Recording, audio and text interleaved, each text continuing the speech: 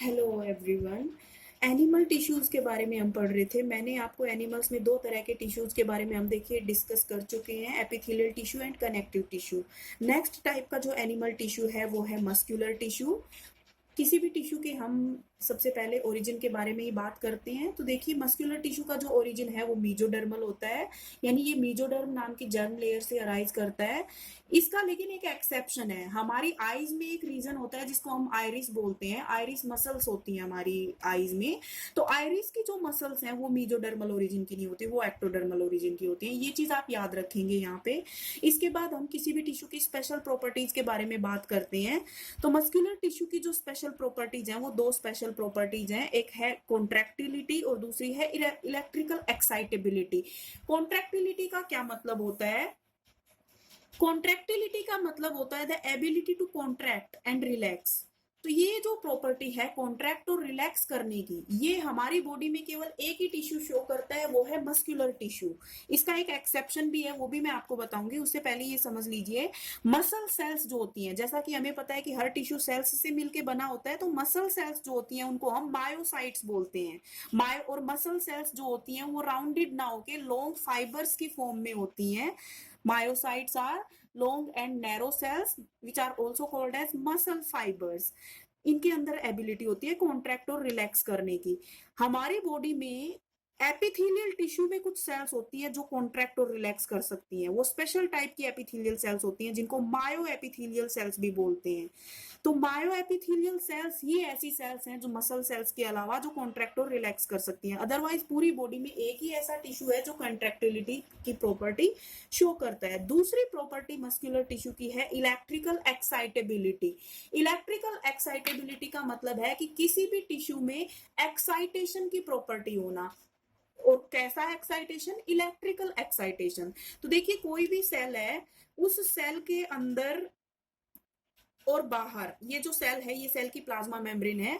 इस plasma membrane के across यानी इनर साइड में और आउटर साइड में दोनों में चार्जेस का डिफरेंस होता है। तो जब भी किन्हीं दो पॉइंट्स के बीच चार्जेस का डिफरेंस होता है तो वहां पे एक पोटेंशियल जनरेट हो जाता है। आपने ये फिजिक्स के कोर्स में भी आपने पढ़ा होगा, इलेक्ट्रिसिटी चैप्टर में, कि when there is a difference or let's say when two points are placed at two different charges, then a potential generates between the two points. दो पॉइंट्स को जब डिफरेंट चार्जेस पे हम रखते हैं तो उन दोनों पॉइंट्स के बीच एक पोटेंशियल जनरेट हो जाता है, एक पोटेंशियल डिफरेंस क्रिएट हो जाता है। और इसी पोटेंशियल डिफरेंस की वजह से ही मसल सेल्स जो होती है वो इलेक्ट्रिकल एक्साइटेबिलिटी की प्रॉपर्टी शो करती हैं। तो ये मैंने ओरिजिन और स्पेशल प्रॉपर्टीज आपको बताई। इसके अलावा देखिए मस्कुलर टिश्यू की कुछ और जनरल कैरेक्टरिस्टिक्स के बारे में अगर हम बात करें, पहली कैरेक्टरिस्टिक तो यही हो जाएगी कि मसल टिश्यू जो है इसमें जो सेल्स होती हैं वो लॉन्ग और नैरो सेल्स होती हैं जिनको हम मायोसाइट्स या मसल फाइबर्स बोलते हैं। और जैसे कि किसी भी नॉर्मल सेल की आउटर मोस्ट मेम्ब्रेन को हम प्लाज्मा मेम्ब्रेन बोलते हैं, तो मसल फाइबर्स में हम प्लाज्मा मेम्ब्रेन ना बोल के उसको हम सार्कोलेमा बोलेंगे। किसी भी सेल की प्लाज्मा मेम्ब्रेन को हम प्लाज्मा लेमा बोलते हैं, लेकिन मसल सेल्स की प्लाज्मा मेम्ब्रेन को हम सार्कोलेमा बोलते हैं। इसके अलावा मस्कुलर टिश्यू के मैं आपको यहाँ पे कुछ फंक्शंस बता दूं, टाइप्स भी बताऊंगी। देखिए मस्कुलर टिश्यू 3 टाइप्स का होता है, वो मैं आगे डिस्कस करूंगी। पहले हम थोड़े से फंक्शंस देख लेते हैं मस्कुलर टिश्यू के।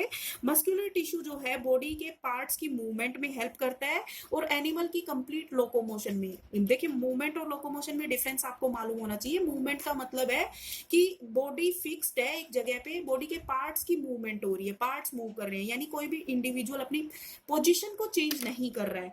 जबकि लोकोमोशन का मतलब होता है कि इंडिविजुअल अपनी पोजीशन चेंज करके यानी एक प्लेस से दूसरे प्लेस तक जाता है। इसके अलावा मसल्स का और हमारी बॉडी में काम होता है ब्लड फ्लो में हेल्प करना और हार्ट की बीटिंग में हेल्प करना। बोन्स को सपोर्ट करने में भी मसल्स हेल्प करती हैं और हमारी फेशियल एक्सप्रेशंस जो है वो भी मसल्स की हेल्प से ही पॉसिबल होती है। बॉडी में कोई ऐसा फंक्शन ही नहीं है जिसमें मसल्स इन्वॉल्व नहीं है, यानी almost all activities of the animal are controlled, are regulated by muscles, are coordinated by muscles.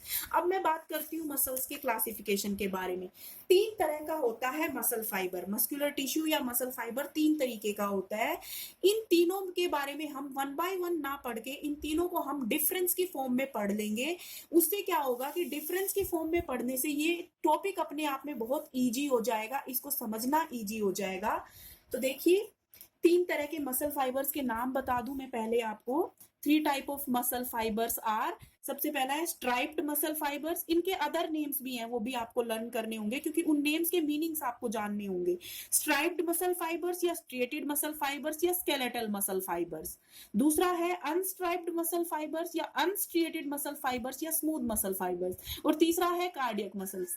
अब इनके मैं देखिए मतलब समझाती हूँ आपको। ये जो डिफरेंस के पॉइंट्स हैं ये मैं आपको वन बाय वन एक्सप्लेन कर रही हूँ। पहला है स्ट्राइप्ड, क्यों बोला है हमने, क्योंकि इसके अंदर स्ट्राइप्स प्रेजेंट होती हैं। इमेजिन एक जेब्रा को इमेजिन करिए आप उसमें देखते हैं कि जेब्रा की बॉडी पे ब्लैक और व्हाइट कलर के स्ट्राइप्स प्रेजेंट होते हैं। उसी तरीके से स्ट्राइप्ड मसल फाइबर्स को जब आप माइक्रोस्कोप के अंडर ऑब्जर्व करते हैं तो आपको डार्क लाइट अल्टरनेटिंग मैनर में बैंड्स नजर आएंगे, डार्क और लाइट, इसलिए इनको स्ट्रेटेड या स्ट्राइप्ड मसल फाइबर्स बोलते हैं। दूसरी तरफ अनस्ट्राइप्ड मसल फाइबर्स में ये स्ट्रिएशंस एब्सेंट होती हैं। और कार्डियक मसल फाइबर्स में स्ट्रिएशंस होती तो है लेकिन उतनी क्लियर नहीं दिखती जितनी नंबर 1 जो मसल फाइबर थे उनमें हमने स्टडी किया, यानी जितनी की स्ट्रिएटेड में दिखती है। स्ट्रेटेड मसल फाइबर्स जो है वो बोन्स को कनेक्ट करने का काम करती हैं, इसीलिए क्योंकि ये बोन्स के साथ एसोसिएटेड है इसीलिए इनको स्केलेटल मसल्स भी बोलते हैं। जबकि अनस्ट्रेटेड मसल फाइबर्स को हम स्मूथ मसल्स बोलते हैं, ऐसा इसलिए स्मूथ मसल्स बोलते हैं या विसरल मसल्स बोलते हैं, ऐसा इसलिए क्योंकि ये बॉडी के इंटरनल ऑर्गन्स के ऊपर या विसरल ऑर्गन्स के ऊपर प्रेजेंट होती हैं। और cardiac muscle fibres, cardiac word का मतलब होता है हार्ट, तो हार्ट के वॉल में जो प्रेजेंट होती हैं उनको कार्डियक मसल फाइबर्स। तो यानी यहां से एक चीज क्लियर हो जाती है, कार्डियक मसल इनकी लोकेशन क्लियर हो रही है यहाँ से। स्केलेटल मसल्स जो है वो बोन्स के साथ अटैच्ड होती हैं। स्मूथ मसल्स जो है वो बॉडी के इंटरनल ऑर्गन्स के ऊपर प्रेजेंट होती हैं। और कार्डियक मसल्स जो है वो हार्ट के अंदर प्रेजेंट होती हैं, हार्ट की वॉल में। उसके बाद दूसरा पॉइंट जो है डिफरेंस का वो है कि स्ट्रेटेड मसल फाइबर्स की शेप कैसी होती है, साइज कैसा होता है। ये लॉन्ग सिलेंड्रिकल होती हैं और अनब्रांच्ड होती है, किसी तरह की ब्रांचेज नहीं शो करती हैं। जबकि अनस्ट्रेटेड मसल फाइबर्स लॉन्ग होती है लेकिन ये सिलेंड्रिकल ना होकर स्पिंडल शेप की होती हैं और अनब्रांच्ड होती हैं ये भी। जबकि कार्डियक मसल फाइबर छोटी होंगी लेकिन ये सबसे इंपॉर्टेंट प्रॉपर्टी ये शो करेंगी कि ये ब्रांचिंग शो करेंगी। तो केवल तीनों में से केवल एक ही टाइप ऐसा है जो ब्रांचिंग शो कर रहा है। एंड्स की बात करें तो यहाँ पे देखिए सिलेंड्रिकल जो होंगी उनके एंड्स तो ब्रॉड होंगे और जो स्पिंडल शेप थी उनके एंड्स पॉइंटेड होंगे। तो केवल smooth muscles pointed and show करती हैं। न्यूक्लियस की अगर बात करें तो स्ट्रेटेड मसल्स में मल्टी न्यूक्लिएटेड होती है। ये मल्टी न्यूक्लिएटेड मतलब एक मसल फाइबर में एक से ज्यादा न्यूक्लियस होगा, जबकि स्मूथ और कार्डियक दोनों यूनी न्यूक्लिएटेड होती हैं। ये बहुत इंपॉर्टेंट पॉइंट है। Next, nature. जो स्केलेटल मसल फाइबर्स होते हैं वो वॉल्यूंटरी नेचर के होते हैं। वॉल्यूंटरी का मतलब है कि हमारे एनिमल के विल के अंडर होते हैं, हमारी विल के द्वारा हम उनको कंट्रोल कर सकते हैं। They work according to our will. जैसे मान लीजिए आपको अपने हाथ की मसल्स को मूव करना है तो मूव करेंगी, कॉन्ट्रैक्ट और रिलैक्स करेंगी, अगर आप नहीं चाहते तो वो नहीं करेंगे। जबकि अनस्ट्रेटेड मसल फाइबर्स और कार्डियक मसल फाइबर्स इनवॉल्यूंटरी होते हैं, यानी they do not work according to the will of animal. जैसे आपकी आईज की मसल्स हैं या आपकी हार्ट की मसल्स हैं, ऐसा तो नहीं है ना कि आप सोचो कि वो काम करना बंद कर दें तो वो बंद कर देंगी, आप उनको कंट्रोल नहीं कर सकते हैं। तो ये पॉइंट बहुत इंपॉर्टेंट है यहाँ पे, ये आपको जरूर याद रखना है, क्वेश्चन भी पूछा जाता है यहाँ से। आगे और डिफरेंसेस में कंटिन्यू कर रही हूँ। और डिफरेंसेस में आप एक्टिविटी को समझिए। स्केलेटल मसल्स जो होती हैं वो बहुत फास्ट और पावरफुल कॉन्ट्रैक्शंस शो करती हैं लेकिन वो ज्यादा लंबे समय तक कॉन्ट्रैक्ट नहीं कर सकती। स्मूथ मसल्स जो होती हैं वो स्लो और माइल्ड कॉन्ट्रैक्शन शो करती हैं लेकिन वो लंबे टाइम तक कॉन्ट्रैक्ट कर सकती हैं। जबकि कार्डियक मसल फाइबर्स बहुत क्विक और पावरफुल कॉन्ट्रैक्शन तो शो करती हैं लेकिन वो रिदमिक कॉन्ट्रैक्शन शो करती हैं, एक रिदम को फॉलो करती हैं। वो हमारे हार्ट की मसल्स रिदमिक मैनर में कॉन्ट्रैक्ट करती हैं। अगला पॉइंट भी बहुत इंपॉर्टेंट है, फटीग। किसी स्केलेटल मसल्स हमने अभी बताया कि फास्ट और पावरफुल कॉन्ट्रैक्शन तो शो करती हैं लेकिन वो इजीली फटीग हो जाती हैं क्योंकि कॉन्ट्रैक्ट करते करते एक केमिकल सब्सटेंस जिसे लैक्टिक एसिड बोलते हैं वो उनके अंदर डिपॉजिट हो जाता है। स्मूथ मसल फाइबर्स जो होती हैं वो इजीली फटीग नहीं होती और कार्डियक मसल तो कभी फटीग होती ही नहीं है क्योंकि उनमें रिफ्रैक्टरी पीरियड होता है। तो हमारी बॉडी में देखिए हमें पता है कि कार्डियक मसल्स हमारे हार्ट में प्रेजेंट होती हैं, तो हार्ट की मसल्स अगर फटीग होगी तो हार्ट की बीटिंग रुक जाएगी।